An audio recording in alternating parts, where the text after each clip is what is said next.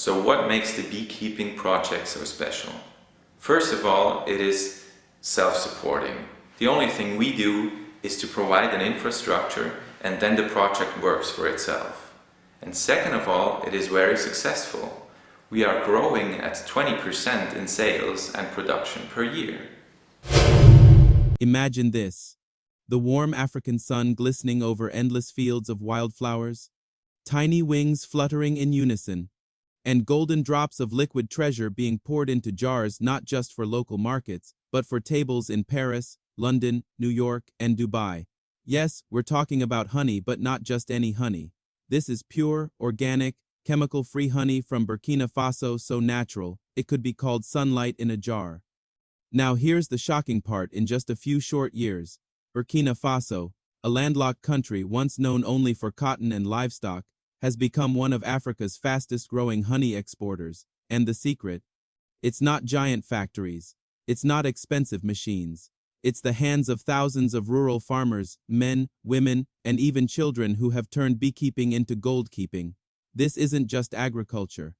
It's a movement that is changing lives, lifting communities out of poverty, and putting Burkina Faso on the map of the global organic food industry.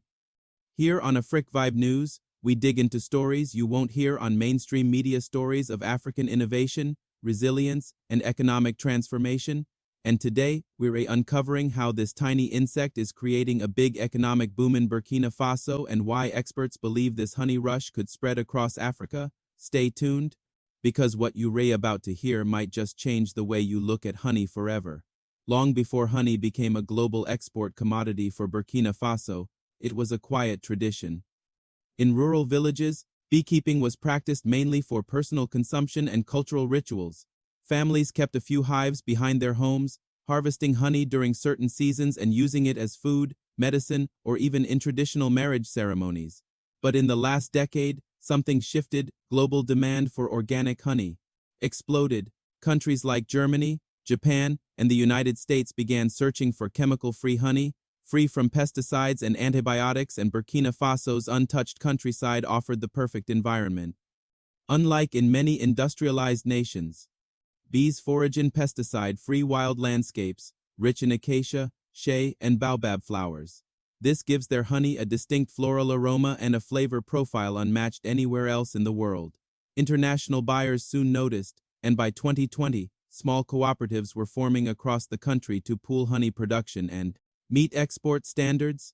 NGOs and agricultural organizations stepped in to train farmers on modern beekeeping techniques, from using Langstroth hives for higher yields to ensuring traceability for organic certification.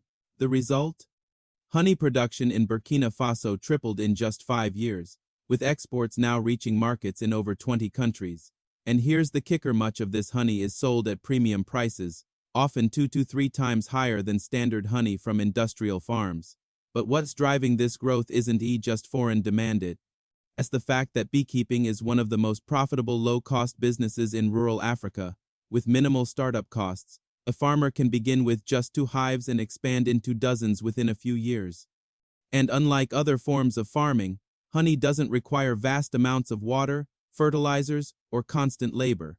In fact, bees do the hard work and farmers reap both the honey and the wax, which can also be sold. For decades, rural Burkina Faso struggled with unemployment, poverty, and reliance on unpredictable rain-fed crops.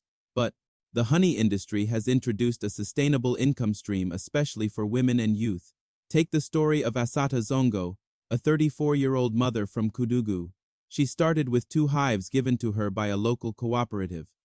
Within 3 years, she now manages over 50 hives and earns enough to send all 3 of her children to school. She even built a small concrete home, replacing her old mud brick hut. Then there's Umar, a young man who returned from the city after struggling to find work. He learned beekeeping through a training program, started with 5 hives, and now sells over 300 liters of honey each year to an exporter in Ouagadougou. His dream? To create his own honey brand, Golden Sahel. According to the Burkina Faso Beekeepers Federation, more than 25,000 rural households are now engaged in beekeeping, with average annual incomes from honey sales ranging between 500 and 3,000, a significant leap in a country where many rural families survive on less than 2 a day. women's empowerment, is one of the most remarkable aspects of this boom. In some regions, beekeeping has become a gateway for women to achieve financial independence, since the work can be done close to home and doesn't require heavy manual labor. Even better, bees are nature's pollinators. As beekeeping expands, crop yields in surrounding farms often increase due to improved pollination, creating a double benefit: more honey and more food. International partners have also begun supporting this movement. The United Nations Food and Agriculture Organization (FAO) and the African Development Bank have both funded projects to modernize beekeeping equipment, provide training, and secure organic certifications. But it's not all smooth sailing. Exporting honey requires strict hygiene standards, proper packaging, and logistics, all challenges for rural producers. This is where cooperatives play a crucial role, collecting honey from multiple farmers, processing it in certified facilities, and handling international sales. And here's where the story gets even sweeter. Burkina Faso's honey isn't just being exported in bulk. Artisanal brands are now emerging, marketing the product as luxury. Organic honey to high-end consumers abroad. Honey isn't just honey anymore, it's big business. The global honey market was valued at over $9 billion in 2024, and analysts expect it to grow steadily as consumers shift toward natural sweeteners. But within that market, organic honey is the real treasure. Health-conscious buyers in Europe, North America, and Asia are willing to pay a premium for chemical-free, sustainably harvested honey. And this is where Burkina Faso shines. Ethiopia has long been Africa's honey giant, producing over 50,000 tons annually, followed by Tanzania and Kenya. But Ethiopia's advantage is largely volume. Burkina Faso, while producing less overall, is carving out a niche, small batch, premium organic honey with a unique Sahelian flavor profile. In a bustling trade fair in Berlin, European importers hover around a tasting booth labeled Mile du Faso. One British distributor dips a tasting stick into a jar and takes a slow, thoughtful taste. British buyer. Floral, but with this earthy depth. Where exactly is this from? Exporter. From the wildflowers of the Sahel. No chemicals, no pesticides, just nature. British buyer. I could sell this for triple the regular price. That's the appeal, not just the flavor, but the story behind the product. Consumers love knowing their purchase supports rural farmers and environmental sustainability.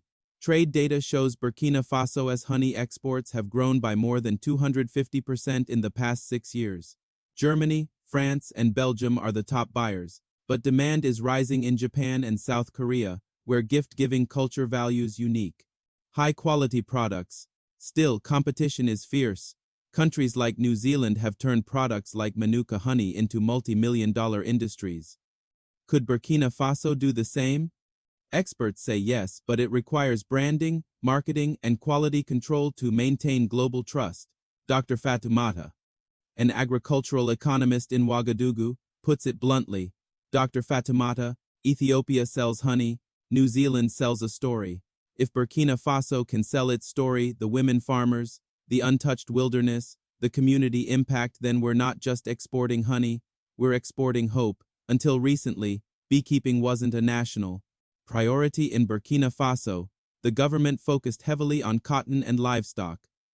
But as honey exports climbed, policymakers began to notice something. This was a low-cost, high-impact way to boost rural incomes and foreign exchange earnings.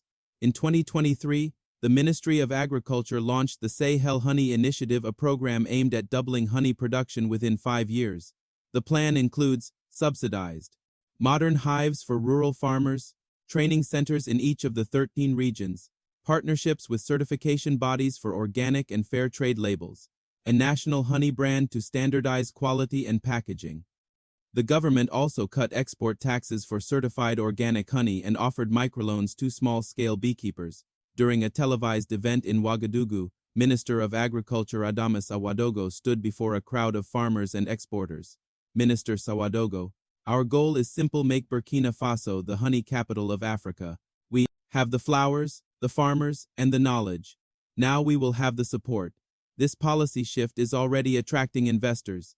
A Dubai-based trading company recently signed a 5-year deal to import 500 tons of honey annually. Even the country's embassies abroad are getting involved. hosting Taste of Burkina events to promote honey alongside other exports like shea butter and mangoes. One of the hidden benefits of beekeeping is its impact on the environment. Unlike mining or intensive farming, honey production works with nature, not against it. Bees are critical pollinators. They help fertilize crops, trees, and wild plants.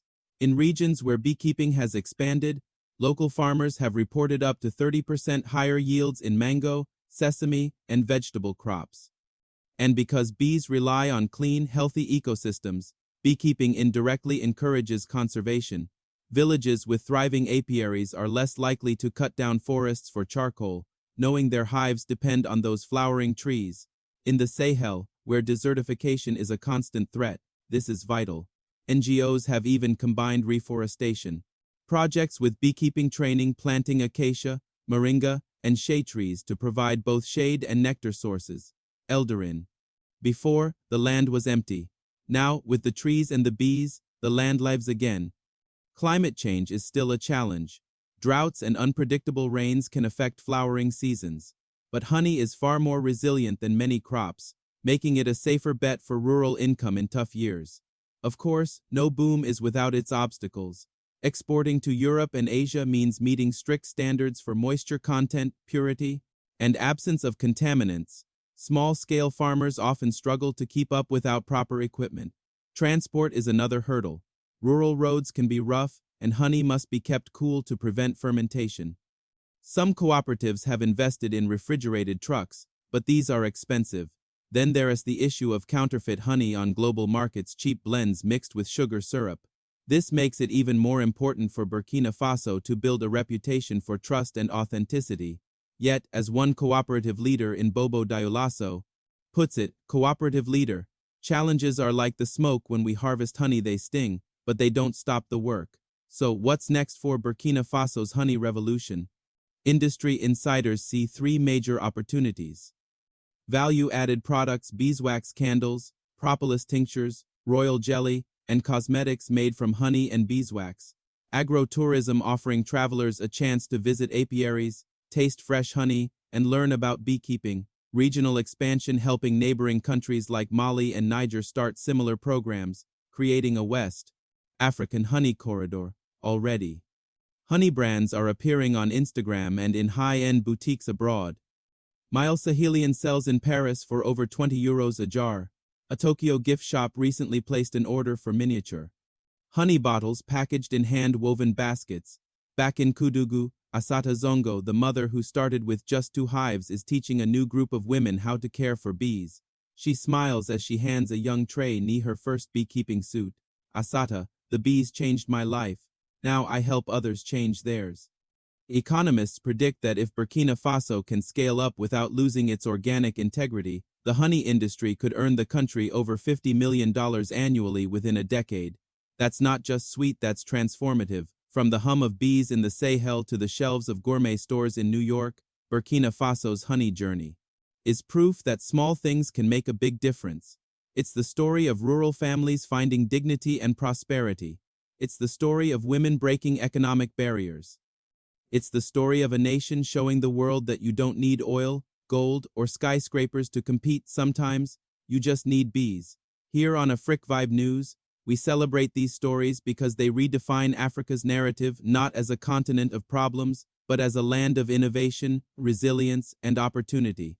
So next time you drizzle honey into your tea, think about the journey it took from a flower in the Burkina Faso sun to your cup, and remember, somewhere, a farmer's life just got a little sweeter.